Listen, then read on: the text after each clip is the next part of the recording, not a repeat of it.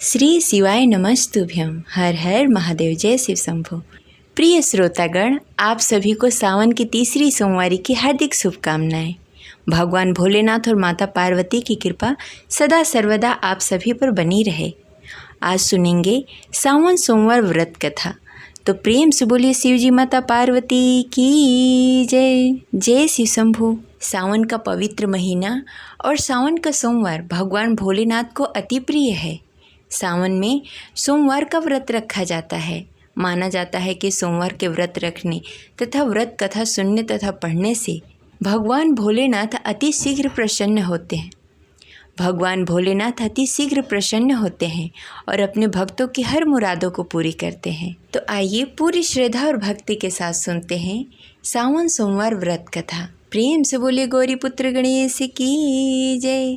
शिव जी माता पार्वती की जय। हर हर महादेव।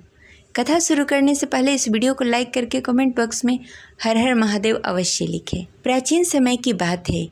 एक नगर में एक बहुत ही धनवान साहूकार रहता था, जिसके घर धन्य धान्य की कोई कमी नहीं थी। परंतु उसको एक दुख था कि उसका कोई पुत्र नहीं था। वह इसी चिंता में रात दिन रहता था।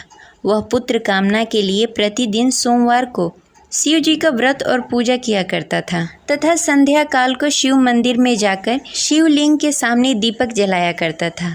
उसकी इस भक्ति भाव को देखकर एक समय श्री पार्वती जी ने शिव जी से कहा कि हे प्रभु, यह साहूकार आपका बहुत ही अनन्य भक्त है और सदैव आपका व्रत और पूजन बड़ी ही श्रद्धा के साथ करता है। इसकी मनोकामना पूर्ण करनी चाहिए। शिव जी ने कहा, हे पार्वती, यह संसार का कर्म क्षेत्र है। जैसे किसान खेत में जैसा बीज डालता है वैसा ही फल काटता है, इसी प्रकार इस दुनिया में जो जैसा कर्म करता है वैसा ही फल पाता है। पार्वती जी ने अत्यंत आग्रह से कहा, हे प्रभु, जब वह आपका अनन्य भक्त है, उसको अगर किसी प्रकार का दुख है तो आपको अवश्य ही उसका दुख दूर करना चाहिए, क्योंकि आप सदैव अपने भक्तों पर दया करते हैं, उसके दुख को दूर करते हैं। यदि आप ऐसा नहीं करेंगे तो कोई मनुष्य आपकी सेवा और व्रत क्यों करे? पार्वती जी का ऐसा आग्रह देख शिव जी ने कहा, हे पार्वती, इसका कोई पुत्र नहीं है, इसीलिए यह सदैव दुखी रहता है। इसके भाग्य में पुत्र न होने पर भी मैं इसको पुत्र प्राप्ति का वर देता हूँ, परंतु यह पुत्र केवल 16 वर्षों तक ही जीवित रहेगा। इसके पश्चात मृत्यु को प्राप्त हो जाएगा। इससे अधिक मैं और कुछ नहीं कर सकता। ये सभी बातें साहूकार सुन रहा था। इससे उसको न कोई प्रसन्नता हुई और न ही कोई दुख हुआ। वह पहले जैसा ही शिव जी का व्रत और पूजन करता रहा। कुछ काल व्यतीत होने के पश्चात साहूकार की पत्नी गर्भवती हुई और 10वें महीने उसने पुत्र को जन्म दिया। साहूकार के घर में बहुत ही खुशी मनाई गई, परंतु साहूकार उसके 16 साल की आयु जानकर कुछ अधिक प्रसन्न नहीं हुआ। यह बातें उसके घर वालों को मालूम नहीं था। विद्वान पंडितों ने उसका पुत्र का नाम अमर रखा। जब अमर 12 वर्ष का हुआ तो उसे शिक्षा प्राप्त करने के लिए काशी भेजने का निश्चय हुआ। व्यापारी ने अमर के मामा को बुलाया और कहा कि अमर को शिक्षा प्राप्त करने के लिए काशी छोड़ आओ। अमर अपने मामा के साथ शिक्षा प्राप्त करने के लिए चला गया। रास्ते में जहां अमर और उसके मामा विश्राम करने के लिए ठहरते, वहीं यज्ञ करते और ब्राह्मणों को भोजन कराते। लंबी यात्रा के बाद अमर और उसके मामा एक नगर में पहुंचे। उस नगर में राजा की कन्या के विवाह की खुशी में सभी नगर को सजाया गया था। निश्चित समय पे बारात आ गई, लेकिन वर का पिता अपने बेटे की एक आंख से काने होने के कारण बहुत चिंतित था। उसी इस बात का भय सता रहा था कि राजा को इस बात का पता न चले, कहीं वह विवाह से इनकार न कर दे, इससे उसकी बदनामी होगी। वर के पिता ने अमर को देखा। उसके मस्तिष्क में एक विचार आया। उसने सोचा, क्यों न इस लड़के को दुल्हा बनाकर राजकुमारी से विवाह करा दूं। विवाह के बाद उसको धन देकर विदा कर दूंगा और राजकुमारी को अपने नगर ले जाऊंगा। वर के पिता ने इसी संबंध में अमर और उसके मामा से बातें।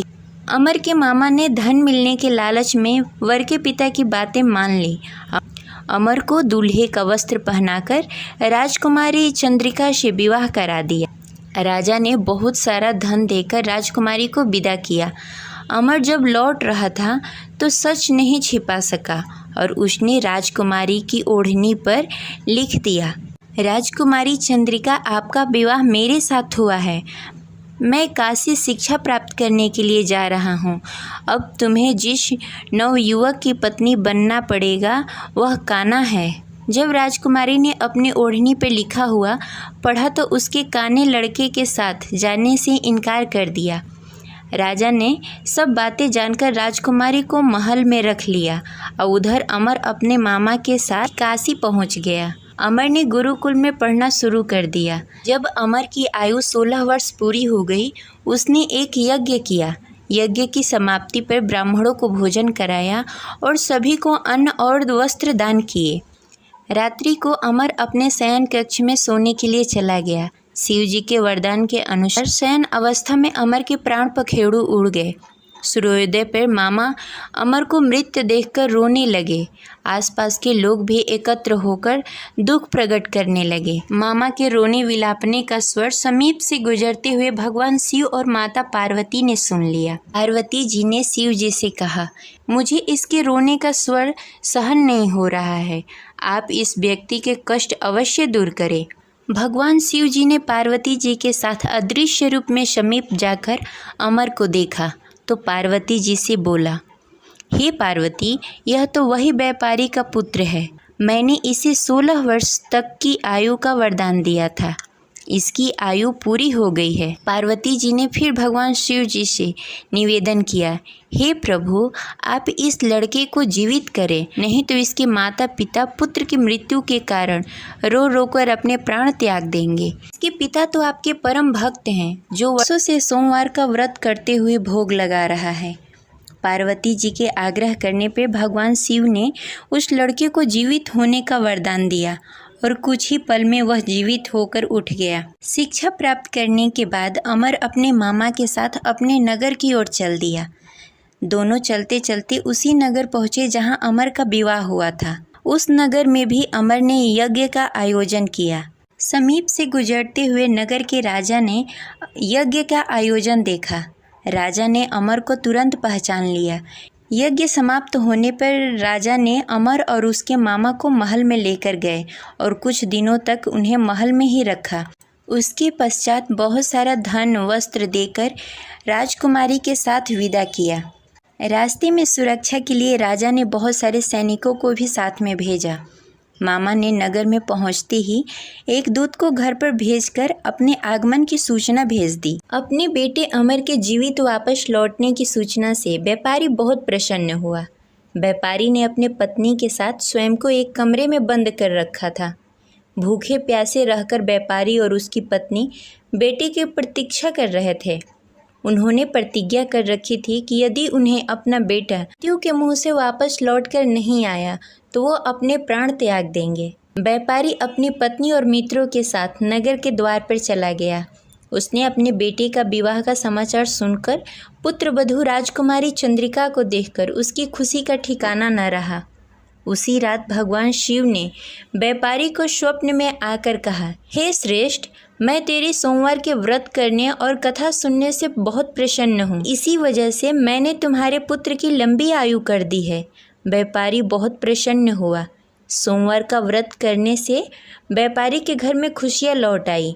शास्त्रों में लिखा है कि जो भी स्त्री या पुरुष सोमवार का विधि विधान से व्रत करते हैं और कथा सुनते हैं, उनकी सभी इच्छाएं पूरी होती है और भगवान भोलेनाथ और माता पार्वती की कृपा सदा सर्वदा उन सभी पर बनी रहती है। तो प्रेम से बोलिए शिव जी माता पार्वती की जय। जय शिव शंभू। आशा करते हैं यह कथा आपको अच्छी लगी होगी, तो इस वीडियो को लाइक करें और ज़्यादा से ज़्यादा लोगों को शेयर करें। मिलते हैं अगली वीडियो, तब तक के लिए हर हर महादेव। जय शिव शंभू।